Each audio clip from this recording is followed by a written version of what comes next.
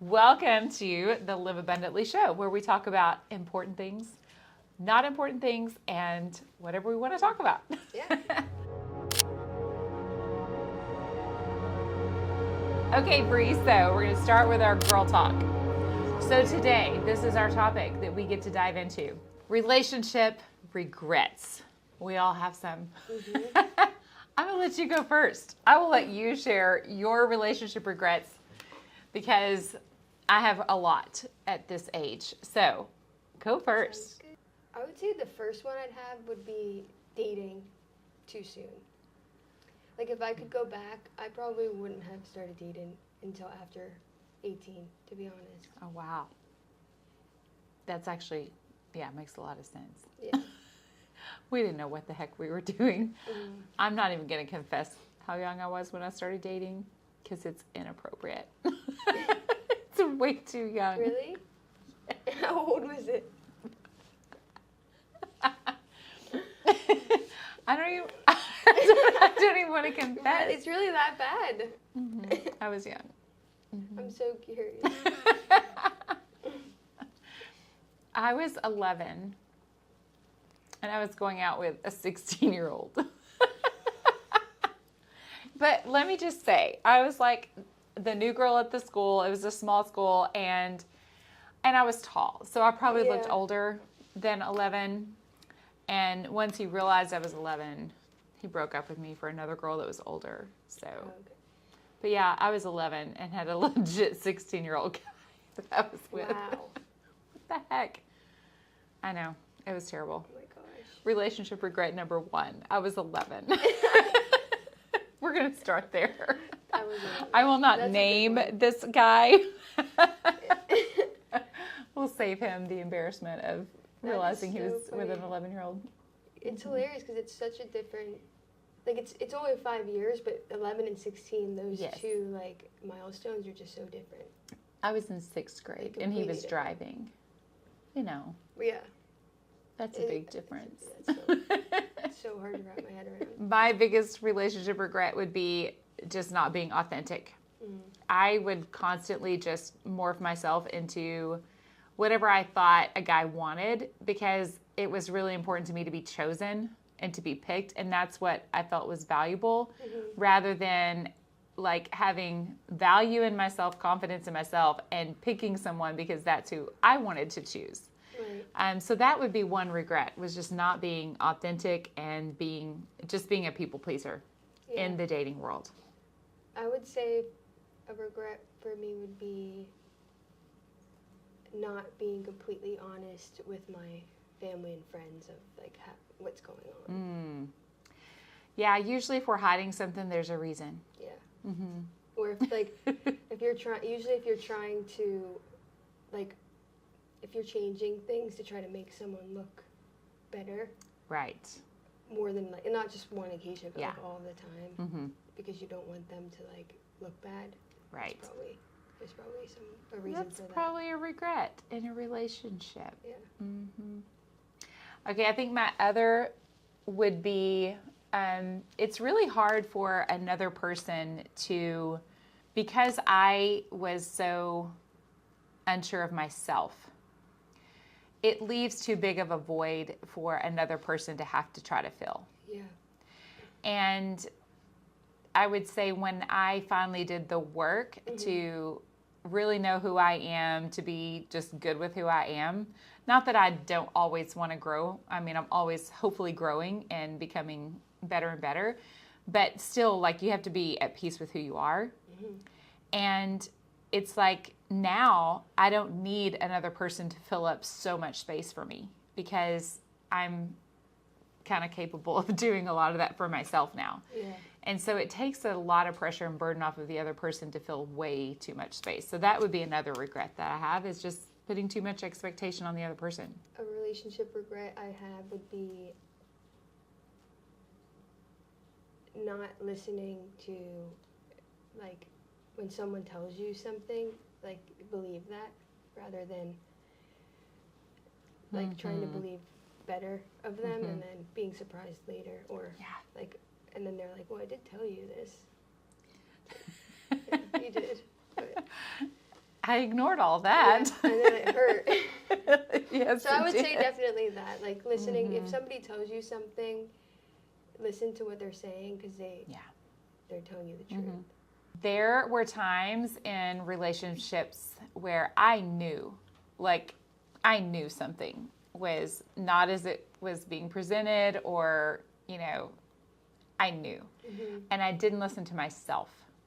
And when we do that and we choose to take the pill of denial, then we took it. Like, we took that pill, and now we're just living in denial, and we're letting ourselves go further down a path that is not going to end well for us. And so that's a regret that I have, is just not listening to myself when I knew that something wasn't as it seemed to be. Yeah, like you're not listening to your gut. Yes, That's so we good. have it for a reason.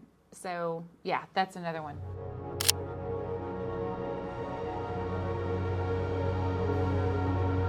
Okay, next we're going to get after it, but in a feminine way. All right, so I love vision casting. It's one of my favorite things for myself, but for my team, but also for others. I have a consulting company, so I get to help other people really just hone in on their vision as well. And so I would love to just hear from you of what role has vision played in your life? I would say for me, it came at a later time in my life. In the early ages, I would say I would never really think of it because I was in fight or flight mode, so I didn't really have the capacity to think about the future or dream about what I wanted, and then also just like build on that dream. So I would say for me, vision came at a later time, but now it's something that is exciting. Like when I wake up in the morning or when I go to sleep at night, I know there's a goal that I'm after, and so it just gives you a reason, like a purpose. So for me, I have a few visions that I've written down, and it's cool to go back and see what God has done, like in my own life from even the beginning of this year. Wow, It's that's been awesome. like I could see like so many answered prayers and so many things that He has expanded on. Wow, So I would say that for me. that's awesome. Yeah. So I love the verse that says, "Without vision, people perish." And the word perish means that it's like it is a complete and utter destruction. That's what perish means. So without vision, we're actually on a path of complete and utter destruction. And we don't think about that. And it's like having vision for your health, having vision for your business, having vision for your relationships.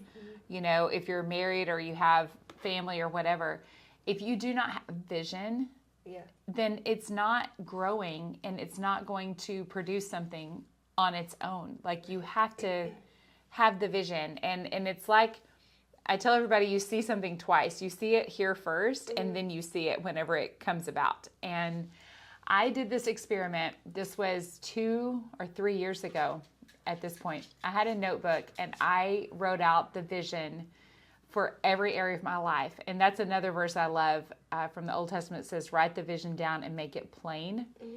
And then the last part of that says, "So that others can run with it." And I love that vision is always beyond ourselves. But when we carry out the vision in our life, it automatically is going to affect others. It's never just about yourself.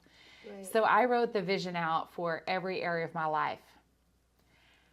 It was crazy, and I was detailed, okay? When I looked at that the next year, and I mean, I had to steward those things, but I was like, I checked off almost every single thing that I had envisioned. And I'm like, okay, people, like, this is real. And it's not the counterfeit manifesting stuff. I'm not talking about doing stuff in our own strength. Yes, we have to be a participant, but I believe that, you know, vision comes from the Lord. He's the one that created us, and He has a plan for our future. And when we are in lockstep with Him, and He is filling us with power, He's filling us with His Spirit, then he tells us that we could do exceedingly abundantly above and beyond all that we could ever ask or imagine. So when you're using that imagination to get the vision, I just feel like God is like, you go ahead and write it down as extravagant as you can possibly and as detailed as you possibly can, and I'll do even more. Like, that's who he is. And so we're not going to go beyond what he has, the vision that he has for us. Yeah. The vision that he has is the most impactful life we could be living. Yeah. And I think about, like, when Jesus, he didn't even start his ministry till he was 30. Like, he was just sort of like being a normal person and being a carpenter and stuff. And when it was time to go, it only took him 3 years. Right. He was done in 3 years because every moment was on point, was on purpose, and was in the vision. Yeah. And he said, I only do what I see my Father doing. So that was the vision. I only say what I hear my Father saying. So he was just lockstep. And I just believe that without vision, we're just existing. Yes. And we're not making the impact that we could be making every single day of our lives. We could be making an impact. So Yeah. I love to help people, like, create vision, like, activate that part of them. This is why Satan wants to own our imagination, because it's like the territory where we can live the most meaningful life if we will tap into that and have vision. Right. And so I love helping other people really, like, cultivate that. I wrote a whole course on it because I want to help people really tap into vision. Yeah. So, yeah. My belly's growling. No, I love that you said that. I was thinking of something like, I think sometimes we forget who God is. Like, he's the creator of the universe and all of these things that we have. Like, our imagination is literally was made by God. Yeah. And so it's like sometimes we dream really little because our capacity can only go so far of what we can imagine we could ever have or achieve. And so when you, like, there's this one time where I was like having this conversation with God, and I was like walking through the store, and I was like, God, like these all this stuff is so expensive, and I can't believe like people can just come and like buy these clothes like whenever they want, and like I can't, I can, but it wouldn't be financially smart right now. And I was just like talking with him back and forth, and I was like, it would be so cool and so nice to like be able to like to know what that's like to just not care, buy whatever you want, you know, shop whatever you want. And I know that's not, and I was saying this to God, I'm like, I know it's not like shopping isn't like a big deal or anything, but like, wouldn't that be cool to know?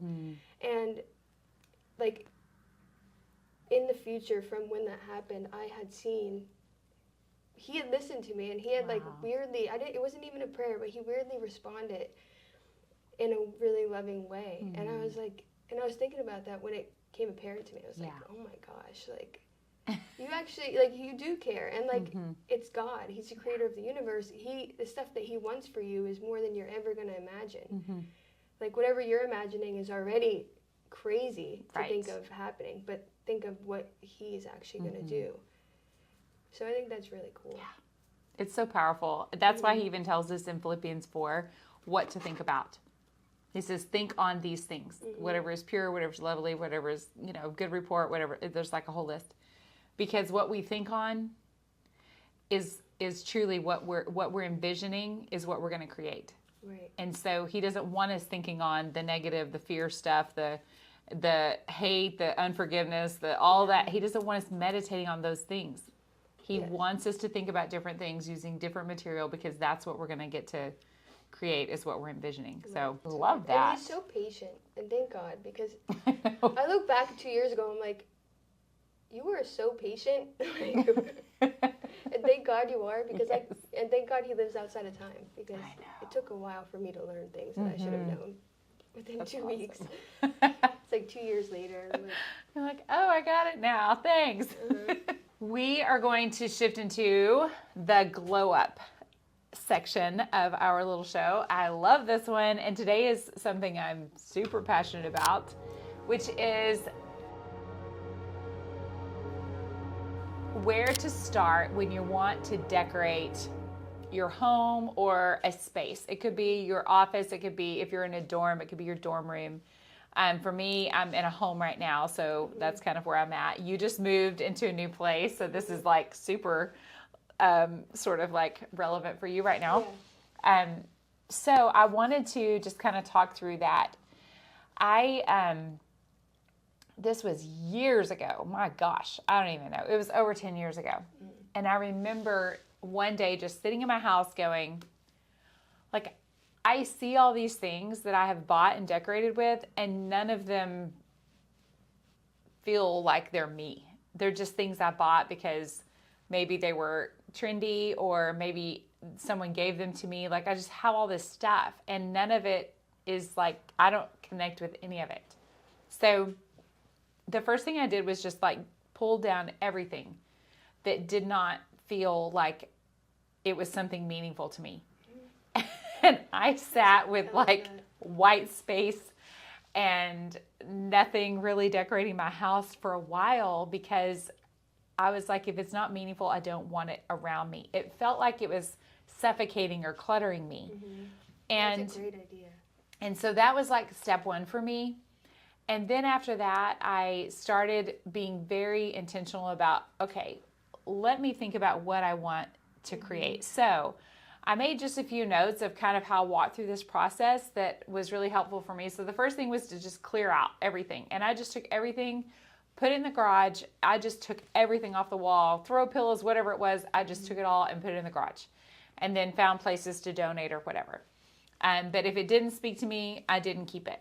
Then I started asking myself, how do I want to feel in this space? And that could be your kitchen, your bedroom, your dining room, your bathroom, like whatever space, or just your house overall. What do I want to feel? And so when you think about walking into your home, what experience do you want to have, right? So for some people, they want to experience more of like that peace and serenity. Right. Another person may want their home to feel like joyful and uplifting. Or maybe it's like the playful, creative feeling that someone wants to have. Others may want it to feel very elegant and feminine. Or those that are like the natural, earthy feeling. Some want it to feel very like productive, like this is a motivational space for me. And then there's just like the warm, cozy feel. So I think that it's important to identify overall with your home or your space, what do I want to feel in this space? And when you really think about that, it's fun to walk into other people's homes and experience what they value, you know, whether it's that warm and cozy or it's that like elegant and feminine or earthy, you know, kind of feel. Right. It just lets you experience what their soul, you know, needs and values. So get rid of everything, identify what you want to feel. And then I always think about incorporating the 5 senses into any space. So what do you want to see, feel, hear, smell, taste? And always thinking about how can I incorporate that into my space, because that is what allows us to let our whole being feel nurtured, Right. you know, intended to. God gave us these 5 senses for a reason. Right. And a lot of times our 5 senses can be the places where we get triggered, because trauma can be, we're responding to things, you know, that we're seeing or hearing or tasting or smelling. And when we just are intentional to nurture our 5 senses, it becomes a space where it's really safe, you know. And so I love that. And then the last is just to determine the intention of this space. So how do you envision using this space? Right. Do you envision being like, I need it to be very, you know, it needs to be clean. It needs to be, you know, uncluttered. I need to be productive in this space. Or is this like, I want to host every party in the neighborhood in my home? Or, you know, like what is the intention of how you want to use that space? So those are kind of some of the tips that I use when I'm helping other people with creating their spaces, to think through some of those things. But anyway, I think it's a fun journey, but I just encourage people to Really go on a self-discovery, Yeah. not just like I'm going to pay someone to decorate my place, but have story and meaning and connection to your own space that feels authentically like you.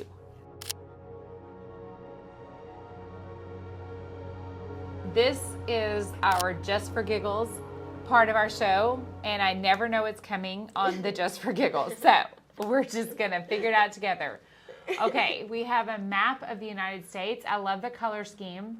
These are the most searched online dating queries in each state. Oh my gosh. Okay, I feel like I'm going to need my glasses for this. All right, what are we doing here? The most searched online dating question in Alabama is how to break up over text. So, Bree, how do we break up over text? ChatGPT. If you don't know what to say, ChatGPT always does. I know.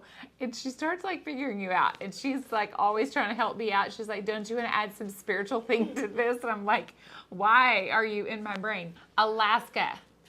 Conversation. Most searched online dating question is conversation starters over DM. People in Alaska are just like, we're just trying to DM each other. We don't even know what to say. I would just say, like, you you are in Alaska and you do not have a lot of options. Yeah. So I would say you need to spend some time getting this really honed in and dialed in to make you look your best, okay? Because I just don't think you have a lot of options there. I Okay. think that's hilarious because it's like, it's too cold. So like, It is too cold and it's too spread out and there's not enough people. So you're going to have to make it go. Oh, thank you. There we Thank go. you. Okay. The man behind the scenes has helped me out. All right. He blew it up. What do they want what to know? are the top dating apps? Of course, because they're always looking for the next best thing. Arizona. And I could say that because I know Arizona pretty well. Oh, that's right. You sure do. Okay. All right, Arizona. No offense, Arizona, though, because I actually really like Arizona. I do too. I do too. Okay, Arkansas. What do they need to know? How to go on a Zoom date. That's hilarious. This is the most searched online dating question in Arkansas and in I California. wonder why. California I get because once COVID hit, California got scared and I think they stayed scared. So they're just going to live their life on Zoom, I guess, at this point. Not all California, but that's just the reputation that they have. Yeah. Arkansas, I'm kind of confused. Maybe because Arkansas doesn't have a lot to do. You know what I was thinking is like it has So to do they're with the just gonna school Zoom date. systems. Oh. I went a different way, so I don't know. I'm just going to say that California is still in COVID mindset and Arkansas, there's just not enough to do anyway, so they're just going to have a Zoom date. Colorado, what do they want to know there? How Oh, to and date Connecticut. online. So Colorado and Connecticut both. they both want to know how to date online. I just watched Why? Mamma Mia, so I'm just hearing on the line. How to date on the line. That's so funny. So Well, I don't know what to tell you.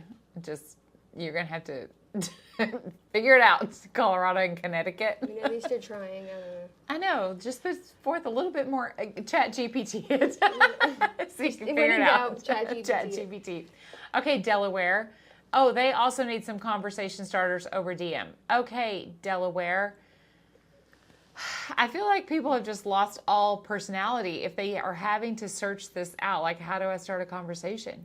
Yeah, that is Like, very okay, interesting. introduce yourself and ask the other person a question about themselves. Like, this isn't hard. Just, hey, this is who I am, and I am excited to know about you. So tell me 3 things about yourself that would help me know you better. I don't know. I feel Just like when start you a conversation. search it, Google will give you like really cheesy things to say, and those are the exact things I don't like. I like if No. you just talk to me normally. Yeah.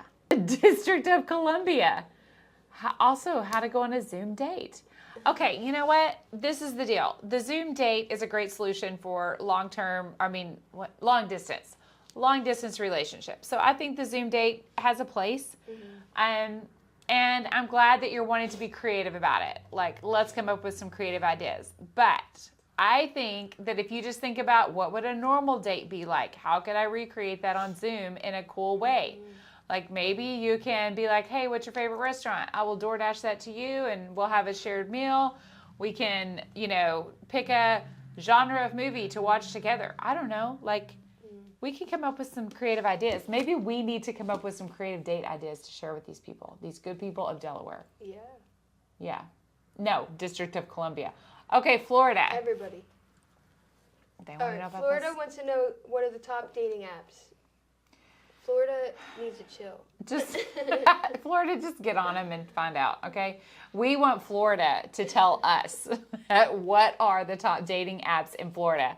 We need to hear from you, Florida. Okay, Georgia, how to get verified on Tinder. Georgia, just don't. Just don't get verified on anything. Okay, moving on. I know. Why is that the most searched out thing? So Hawaii and Idaho both want to know how to start a conversation over the DM. We already tried to help you all with that. How to flirt over text. Illinois. I love it. We've gone off the script. How to flirt over text. Okay. Illinois is just so innocent. I'm going to tell you, Illinois, just go to Pinterest and type that good thing in and say, how can I flirt over text? And they're going to they're going to pull you up all these different boards of how to flirt with him and how to flirt with her. And you will have a whole plethora of ideas. And if not, ChatGPT. ChatGPT. We're giving you good, solid resources here. Okay. Indiana, disappointing. They also want to know how to get verified on Tinder. Because it's too cold in Indiana to go outside. How to date. Kansas, Kentucky, and Louisiana. They How wanna to know date online. You know what? I want to know how old these people are. Are these like young people? Or are they like old people like me? Because this is what I'm seeing here. If you're super young, you don't know how to date online. You don't know how to date. You don't know how to do any of that yet because you're young. Oh my gosh. And if you're old like me, you sure don't know how to date online because we didn't have that available to us. We had to like hardcore, like cold call or go up and actually risk talking to someone and being rejected to our faces. Mm-hmm. I think that this is just, the dating world is too soft, okay? It's like, you got to just go back into the real stuff again. I never did online dating. I don't have anything against it. I just never did that. And so I wouldn't know how to do it. Right. I'm in Kentucky, Louisiana, and Kansas. I don't know how to do this. So, but yeah, I think it's weird. It's also weird to me. Yeah. Maryland. All right. Maryland wants to know how to have virtual date ideas. That's pretty fair and valid. Mm-hmm. What do you got for him? No hate on Maryland. I mean, is that Maryland? Yeah, no hate on Maryland. Yeah, we appreciate All your... right, Massachusetts, how to go on a Zoom Well, you date. got to tell them how to do it, Bree. How are they Where? going to... You How to got to date give them an online? answer. How to date online? No, the virtual date ideas. Virtual date ideas. Go to the basketball court, each bring a basketball and play horse. Oh, I love that. Okay. Yeah. Good idea. Okay. How to go on a Zoom date. We covered that, Massachusetts. Refer up to above. All right, Michigan. How to break up over text. We already told you all, ChatGPT that thing. You can make it softer. You can make it warmer. You can say, please, ChatGPT, You can do it in make this Spanish. really formal. Please, ChatGPT, make this as if I want them to consider never showing their face again. Like, you can make it extreme or you can make it easy. ChatGPT will help. Okay, we got the virtual dates, how to date online, how to break up over text. I'm so interested. I just want to scroll all the way down to Texas because that's where we live. New Jersey's wanting to know about those top dating New apps. Jersey wants to know what are the top dating apps. Okay. Can somebody please just say farmersonly.com at least once? Farmersonly.com is probably not for New Jersey specifically, but there were some others states that would probably qualify for. Okay. New Jersey is Ohio. like ItaliansOnly.com. Italians only. Texas. What are the top dating apps? I'm disappointed, Texas. Texas. Utah. Should I slide into DMs? Texas. Just go for it, Utah. You're already here. Just go for it.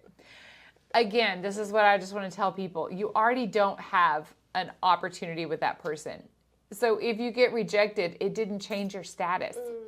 You just true. still don't have an opportunity with that person. If you're in Utah, you probably already got 3 wives anyway. Utah. Okay, conversation starters, Vermont. I love that you want to be creative. Just be yourself. Just go for it. Okay?